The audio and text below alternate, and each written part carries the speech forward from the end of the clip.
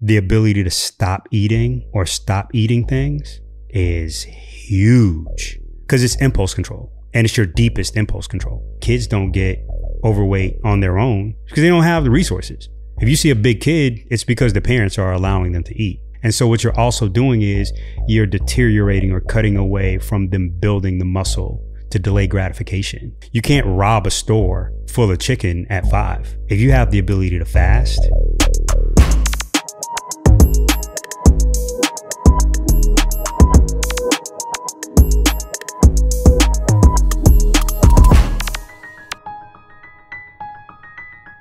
Stay Sharp, episode 27. I'm Jordan Ray, and joining me is my other half, Rashad Tyler. Yeah.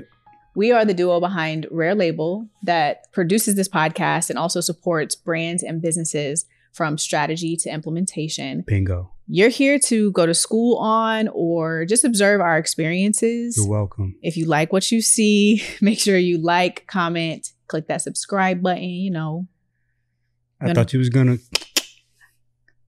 You just did it. Yeah. And if you're interested in support from our agency, definitely shoot us a note. You can do that via our emails, our websites. Check out the show notes. Yep. And send us a note. Okay. Check previous work if you want to, whatever it takes to, you know, give you some insights on what we do, what we've done. Check us out. Indeed. Welcome to another day in the podcast life. Yeah. Yeah. How's it going for you? Today was a start. Yeah. I think it was more about like yesterday. Yesterday, we kind of lost a lot of time, you know, with some things that we'd hope went a certain way, but life lifed a little bit. So we made some adjustments. Congrats to us for pulling it all off. If you know, you know, you're producing your own podcast. Yeah. And it is a whirlwind. Yeah. The couple days leading up, the day before, obviously the day of, depending on if you're shooting like we do and you're batching episodes, which is tough in its own. Mm-hmm. I mean, it's just tough. So I don't know that I would always advise people to batch their episodes or not, but that's neither here nor there. Yeah. We're here and it's Black History Month. It is Black History Month. Why? Why the laugh? Nah, just,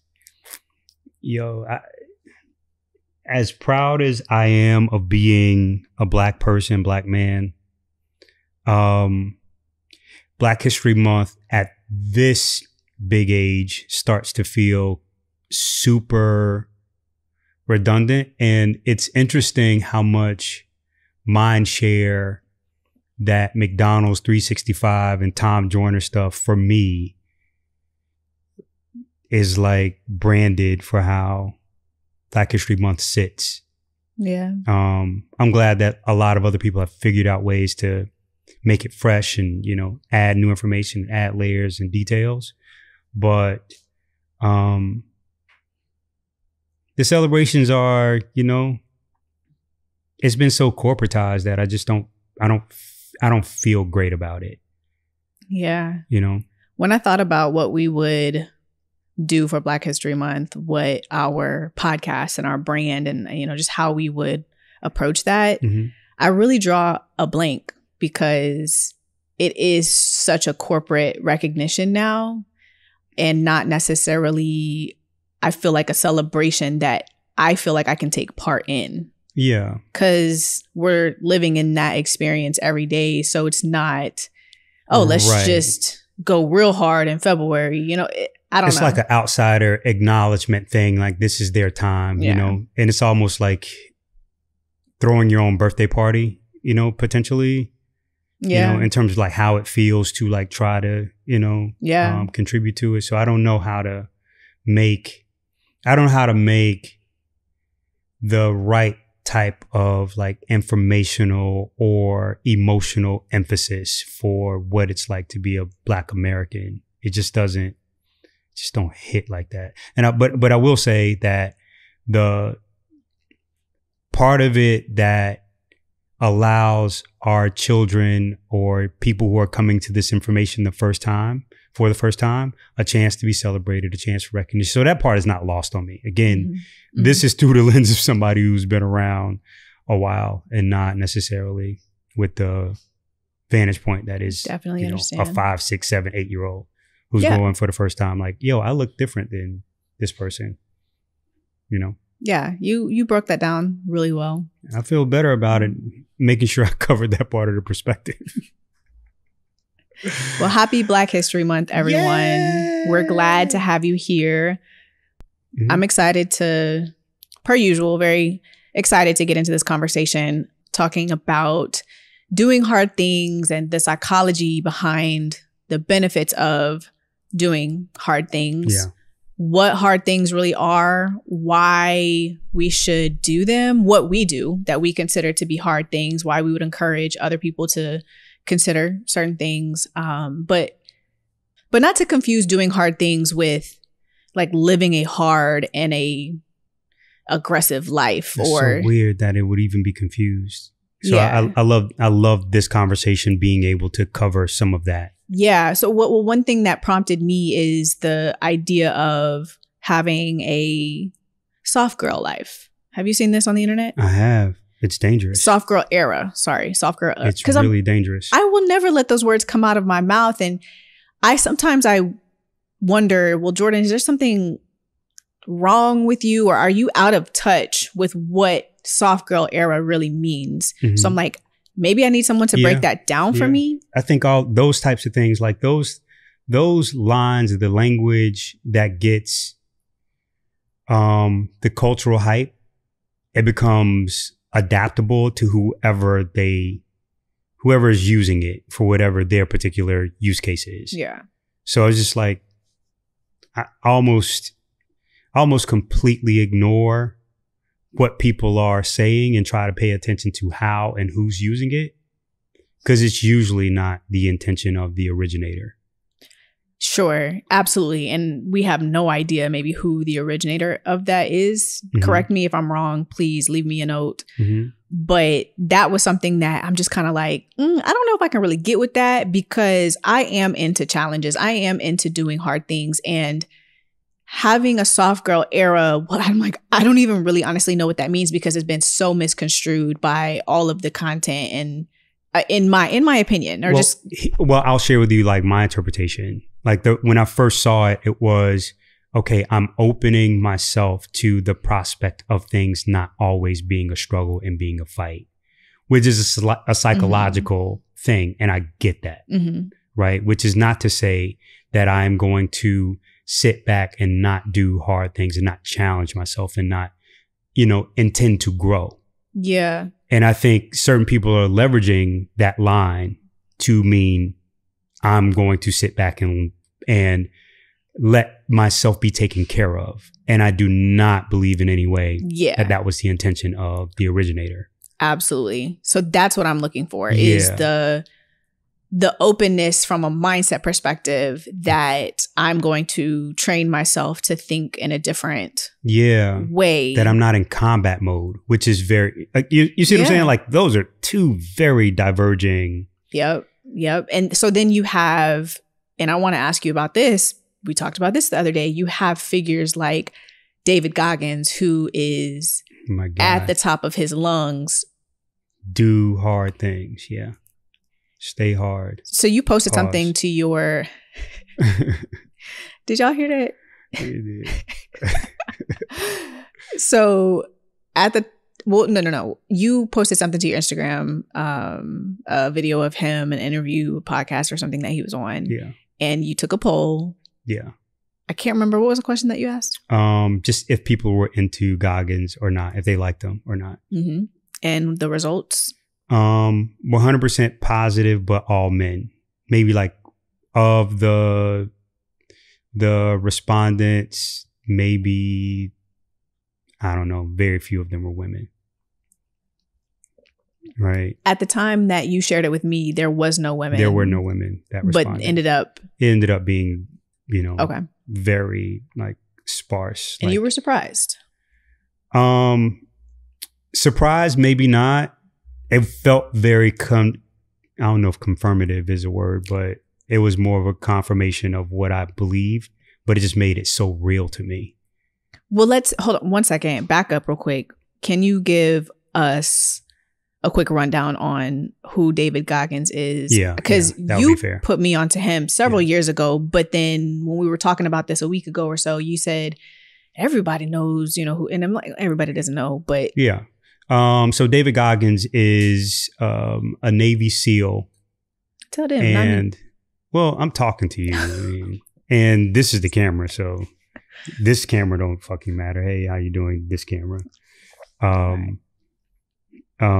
But the Goggins is the Navy SEAL who first lived with Sarah Blakely, and I forget what her husband's name is right now, but he did this book called 30 Days with a SEAL or something to this effect. And Goggins, in effect, lived with them and just challenged them to hard things all the time, right? And he exposed the world to Goggins' mindset, which he got a glance of by running like an Ironman. And in this Ironman, when he first encountered David, it was like 100-mile run. And Goggins ran and finished or like at a high level on like 2 broken legs or something crazy. Yeah. And he was just amazed by him. So that's why I invited him to live with them. And Goggins would routinely just have him do terrible things, like be in the middle of like a boardroom and he'd be in a meeting like, yo, he needs to take a break to do 100 push-ups, like right now. And he would do that. And he was like, get up at 4:00 in the morning and run in the cold.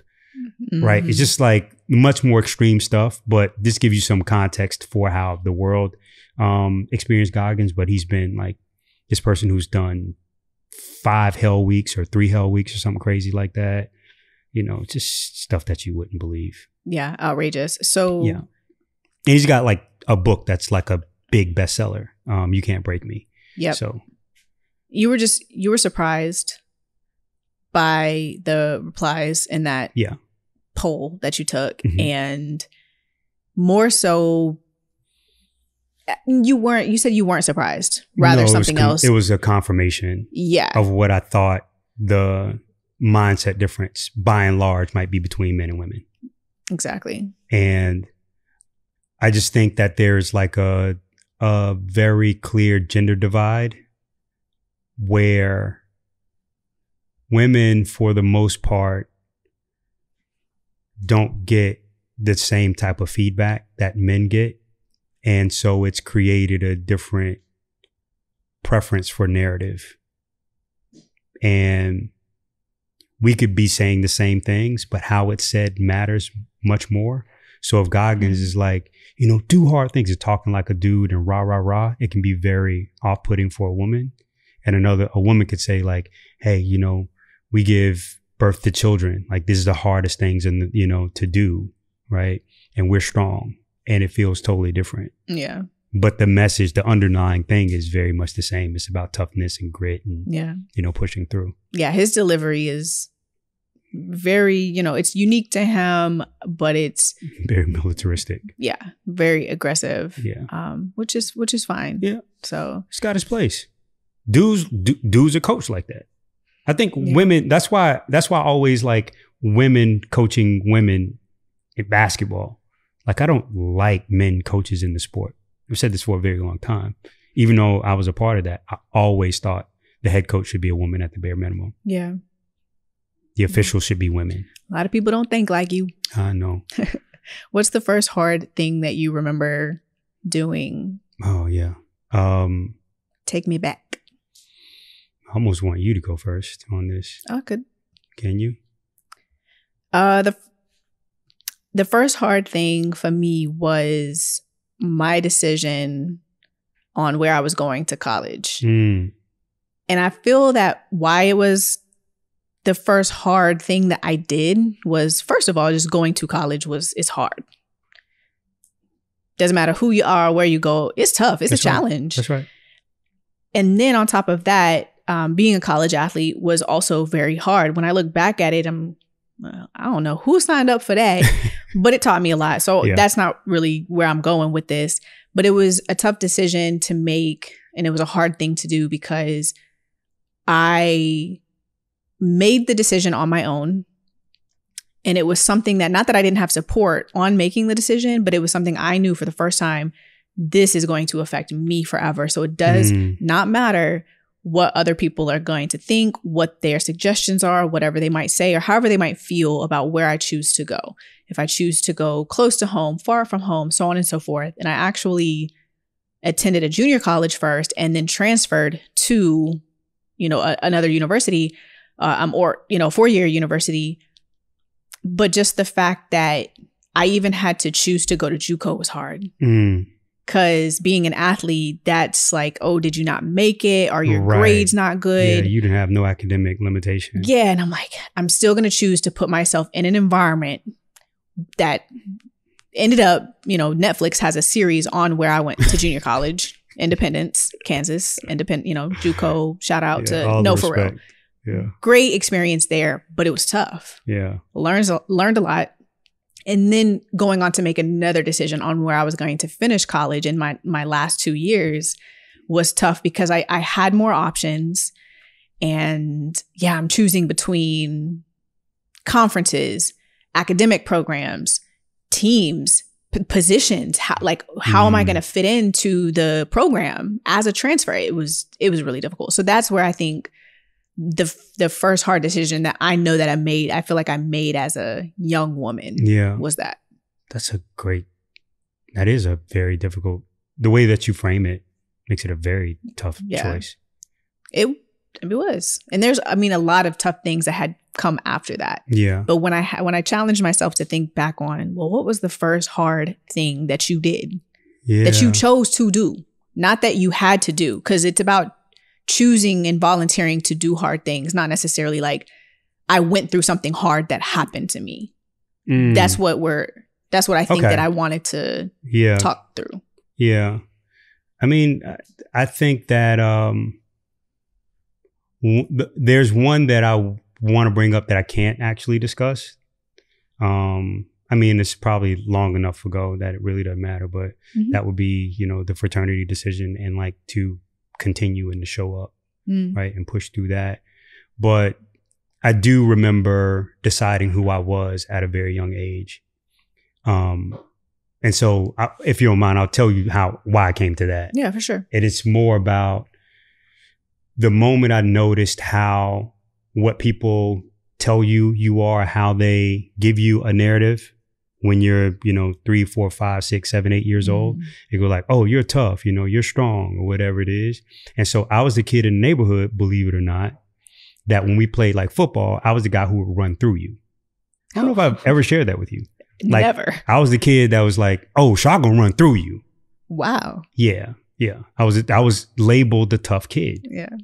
So fast forward maybe a year or two, when I start to play. But why was that? Did you run through somebody? Yeah, I would run through. Or was this because your dad? I think I was emulating how I felt like my dad was, but he wasn't teaching me that. Yeah. I just thought he was a big, tough dude. He looked like Shaft. Yeah. Yeah. Like, just 6'2.5", 6'3", 230, big voice. So it was just like you were supposed to be that. A reflection of him. Yeah. I'm sure that's a part of it. That's even a more like. That's what I'm thinking. That's a very precise insight. That's crazy. But you're also, though, but because when we're children and people are putting those things into us, it's because of their parents. Oh, you're going to be a basketball player because your dad played basketball. My dad was a football guy, and that's what he did. Yeah. That's interesting. I didn't even put that together. Yeah. Or you're smart because your dad's a doctor, and it's just like, well, doctors aren't necessarily like, they're smart because they have a craft like everybody else, but it's relative. Yeah, it's a whole thing. So you're saying fast forward a couple of years. I'm at like a youth basketball, like all-star practice. And in warm-ups, somehow the ball comes off, careens off, and I gotta be like 6'7", maybe 8. Ball comes off and hits me in the face, right? And like the side of the face or the front of the face? Probably front somehow, like enough where like I get the nose hit and my eyes get watered, and I quit that day. And I never forget, like it's the most defining moment for me turning the switch on for who I'm going to become every day after. The guy who was the coach, great dude, I love him so much, but at the time, very intimidating. He's my man Billy's father. You met Billy. And he was so disappointed that I wanted to quit. He was like, so you going to quit? You going to go home today, huh? All right, let him go home, right? This type of thing. And it hurt me so bad to be a soft or quitter, whatever it was. His response to it made I can you feel see worse. And feel it right now. Yeah.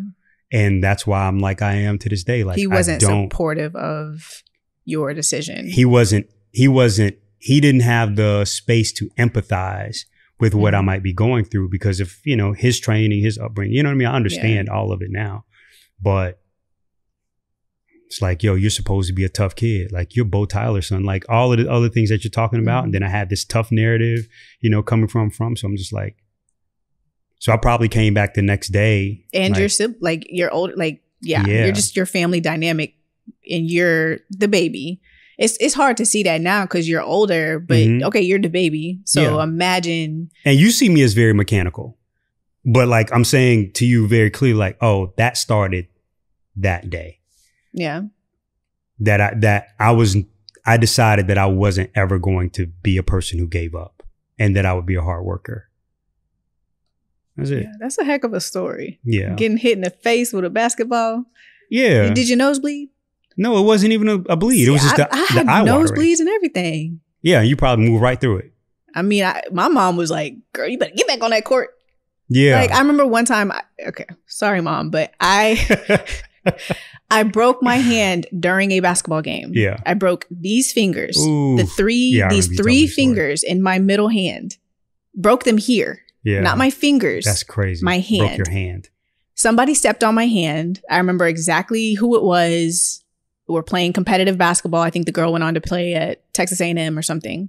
And I'm telling my coach and my mom, I'm like, I need a sub.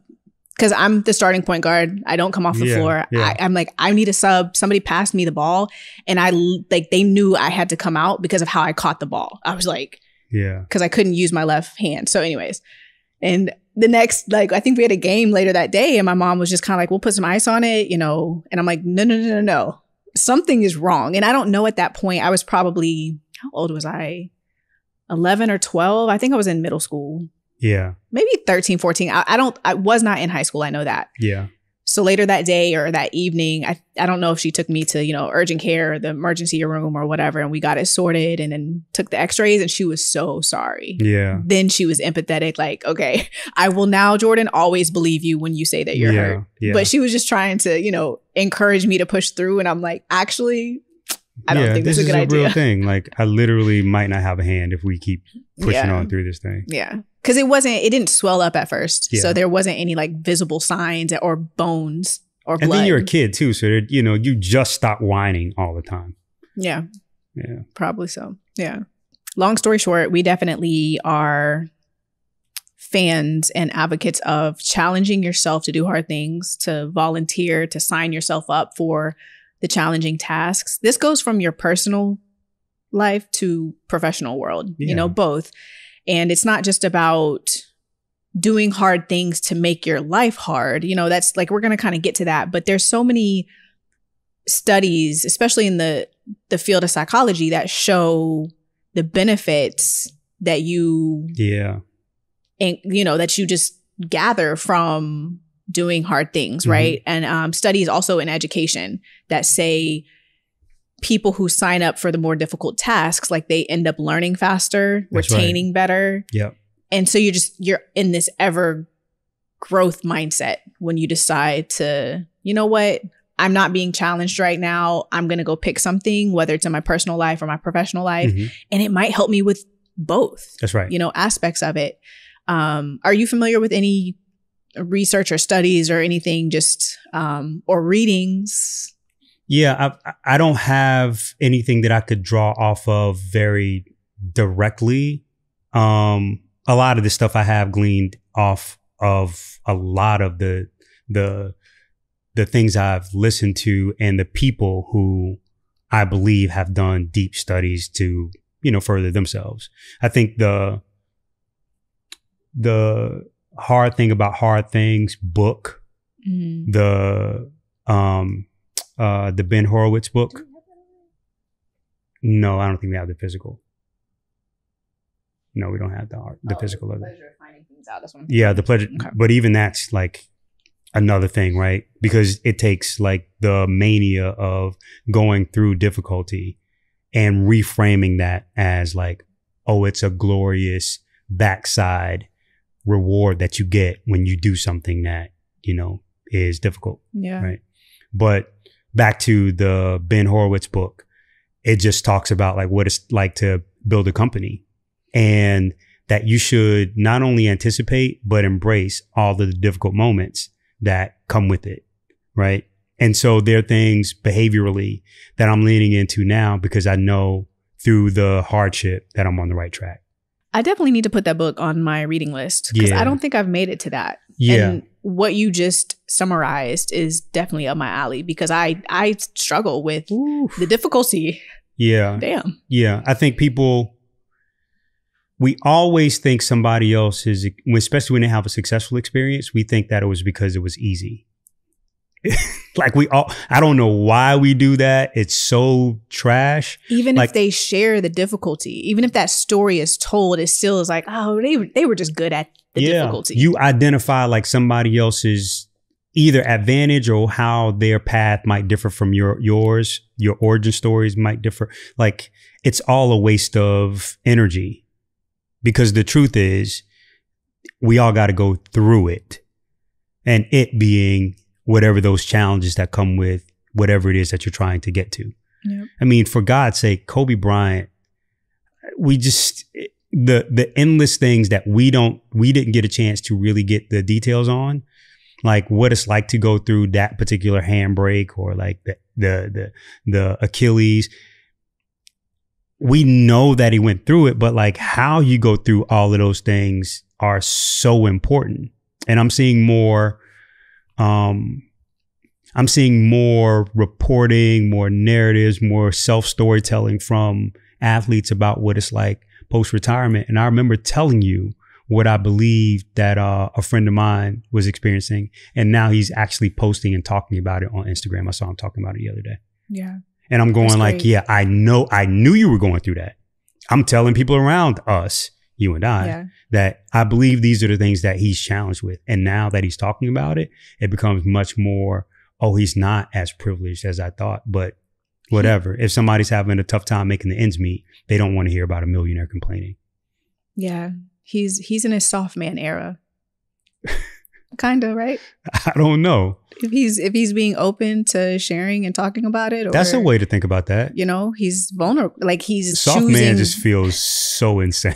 Soft girl. At least I say soft boy. It could be that it gets worse. I gotta crack a joke every now and then because the things we talk about get so deep. And it gets heavy. Hold on, like lighten it up a little bit. Yeah. But what's the difference between doing hard things and living life hard? All right. I'm so anxious to get back to you on this take, so I'll be fast. Okay. And this is not a very cultural take, so I get it. But the thing that comes to mind immediately is the difference. Like, so if we're talking about like a hard thing, like we want to try to make a comparison between hard thing and hard life, right? So if you were on a boat that is lost at sea versus going out to sea and riding a wave on a surfboard, you're both in the water dealing with the turbulence in the water. One is chosen. The other one is a different set of circumstances. It's happening to you, right? Mm-hmm. And the other one, you're choosing a hardship that you're choosing. There's a benefit in choosing the hard thing, which is physical health, right? Psychological, mental health by choosing to do a hard thing, and the playback that comes from a self-esteem standpoint by doing that. The other one, you have no control, right? You lose your mind because you don't have any way to be physically satiated through food, because, you know, you don't have the natural nutrition that you would have if you were on dry land, right? In addition to that, distress, right? So one is a circumstance and a control that you don't have. The other one is a control that you do. So the difference is literally control, right? A hard life is something that is happening to you. Doing hard things is something that you're choosing to embrace and go through, right? It's more voluntary. Yeah. The sailor and the stranded, I will just piggyback off of that because I don't really have much more to say, because doing hard things is not about making your life hard. I just always want to be aware whenever I'm underutilizing choice. Yeah. The choice that I have in something, right? The choice to be optimistic. It can be a mindset, or it can be the choice to do something, you know, to do the cold shower, whatever those hard things are going to be, to go be active every day, choosing that. And it also is, you know, helping shape the discipline, of course. But I don't want to find myself being reactive to hard things or being reactive to life is hard. Instead, I want to find myself being proactive. Life is hard. So you are ready for the next thing, and you're ready for the next thing. Totally situational. Yeah. Absolutely. I want to be careful. There are some very difficult things that we could all go through, but just being aware that I have the choice to choose the difficulty for me. Yep. And you can build the habit of preparing. Yes. To prepare me for later. Yeah. So finishing our sentences at this point. Yeah. All right. Let's each share one hard thing that we're doing currently and how it's helping us. So. You first. Okay. It is hard doing what I'm doing right now. Putting myself on camera. And it's something that you've seen my journey with this a bit, from IG Live to vlogging to this. You know, the first time you put this in front of my face, we lived in a different place, and I was like, I just never forget that feeling. I was like, I feel like it's in my personal space. Yeah. I don't understand. Like, I don't like this. Yeah. Talking into a mic. It's just like, that's not for me. Like, people who do that because they wanted to do that. Yeah. So change my mindset. I'm going to do this hard thing because this is hard for me. Yeah. It does not matter what it looks like in this beautiful room and this amazing lighting that you all have set up and all of this stuff that you invested in to even create this podcast the way it looks right here, like that y'all are seeing. But there's so many other places where I'm putting myself in front of the camera and I'm cringing. It's painful, but I am finding my groove with it to understand it is going to be absolutely nails on the chalkboard, Jordan, but do it anyways, because I need to learn about myself. I need to learn where my shortcomings are. I need to learn all of these things that I can't do unless I'm studying myself on camera. Right. And we have all of these, you know, amazing technologies and platforms to just create it, edit it, publish it, and then archive it, or maybe it'll do well. I don't know. But that's something that's really hard for me, but it's so rewarding because I'm learning about what I want and how I want to present. And the generics of great storytelling, what allows something to be more graspable or edible, or whatever word we can use for how people can actually take it in and get to enjoy and share what it is that you intended them to get and share. It's an art to it. Absolutely. For me, I'm really trying to grow my understanding of what it takes to build an enterprise or enterprise value in companies. Like, I've made a career of building lifestyle companies that don't have like real ability to scale, that can make a lot of short-term money. But I think the place that people who are real billion-dollar valuation CEOs understand is very different than what someone who can help build, you know, an agency or a record company. Like, those are very different types of businesses. Both of which you can build those where they do have enterprise value. I just haven't yet. And so for me, that's the hard thing to grow into understanding at a really high level, because it's different. It's an entirely different tool set. A lot of reading that you're doing, or interview kind of based content. Everything I can get my hands on. And also, I think I was sharing this with somebody the other day. Like, there is a space between being someone who can work and contribute to an organization, being able to lead a small organization, being able to build an enterprise. Like, the space between the two are the space between being a person who can work for and lead that organization is like probably like a distance of 2x, right? Let's say twice.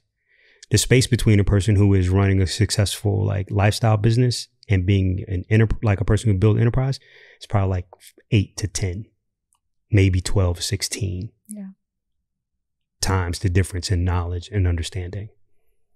So we underestimate the value of like a true founder CEO, like a person who can do that, go from 0 to 10.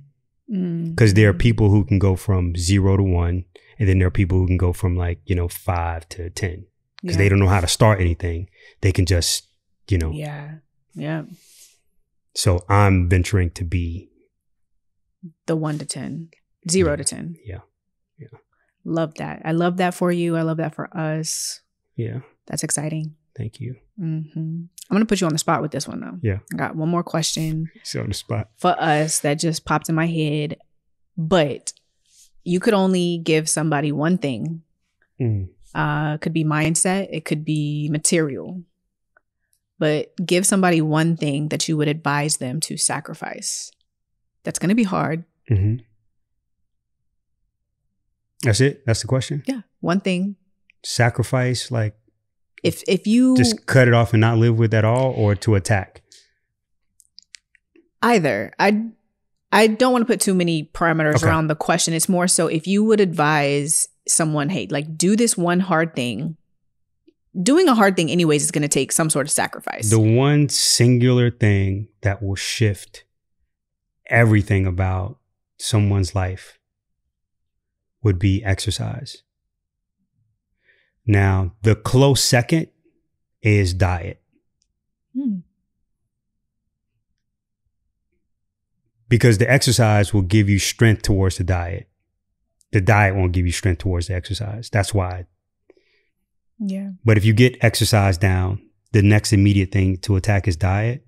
But it's like the ability to stop eating or stop eating things is huge. If you have the ability to fast, there's so much information about this. Yeah. Because it's impulse control, and it's your deepest impulse control. And so when you have resources, the reason that kids don't get overweight on their own is because they don't have the resources. If you see a big kid, it's because the parents are allowing them to eat. You can't rob a store full of chicken at 5. Yeah, you don't just have money to be going through the drive-thru every day. And so somebody's like, well, no, it's grandma and everybody allowing the kid to eat. And so what you're also doing is you're deteriorating or cutting away from them building the muscle to delay gratification. And it's dangerous, right? I think you become really unstoppable, anyone, when they do have the impulse control and the awareness to how, okay, I'm not having great impulse control right now. How do I fix this? You act out instead of like self-nurturing, or what's the word? Self-soothing. Coddling. Yeah. Yeah. You have to be able to do that. And those couple of things help you do it. Exercise like starts with like a discipline. And so you take the discipline that you learn from the exercise and you apply that to like going through the pain of not eating. Yeah.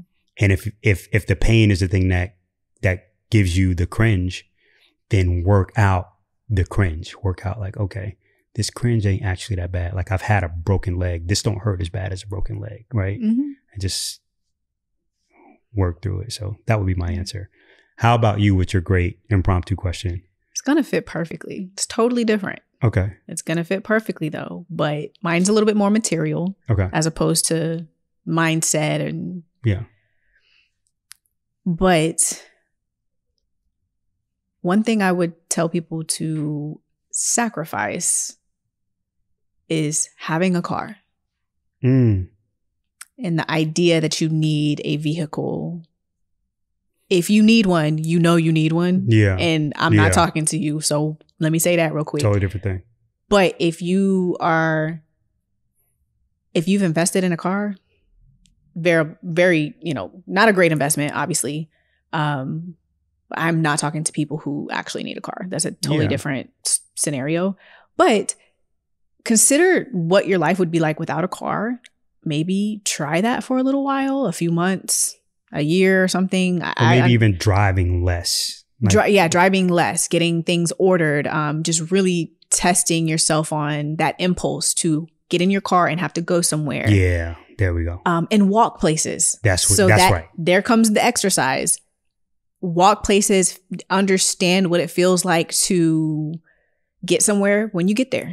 And you can't rush somewhere and you're not having to deal with, traffic and all of these things. Or it's just, I think it starts to make you very creative in how you are going to get somewhere or get something to you that you need instead of always just hopping in your car and going somewhere.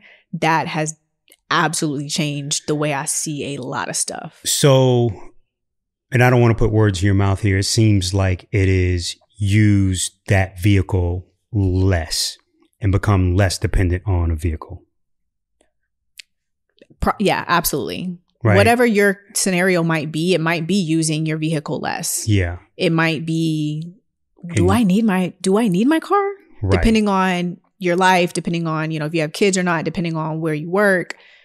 Yeah, you could save a lot of money depending on if you are paying a car note or not, your car's paid off. There's a lot of layers that go into this. But just consider it. Even if you don't actually, I'm not telling anybody to get rid of their car, but just play that out. How would I go about things for a week or 2 weeks or, because if something's wrong with our car, people fall apart. That's right. And I'm like, and I think, that's crazy. They believe they're falling apart because of the work piece. And what you're intentionally doing is excluding, like, if you need your car for work or to pick up kids, all of those different things, that is a bucket and a segment and a part of your use case for your vehicle.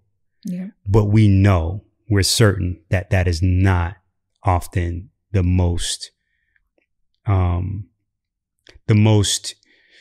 it's not exactly the reason that people are always in their car.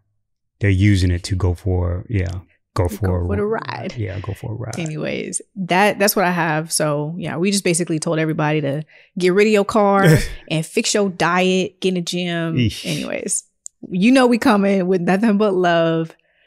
Thank y'all so much for watching Stay Sharp. I want to make sure we invite you to book an intro call with us. We'll have that in the show description. We really want to start connecting with everyone. Yeah. Also, if you want to sign up for our newsletter, we'll have that in the description. We are stirring up some things. We're looking to get into the workshop world and connecting with you all for free $99 for right now. So don't worry. And but we just really, we want to hear from you. Leave a comment, like, and subscribe. I appreciate y'all so much. We appreciate you. Yeah. Stay sharp, y'all. Stay sharp.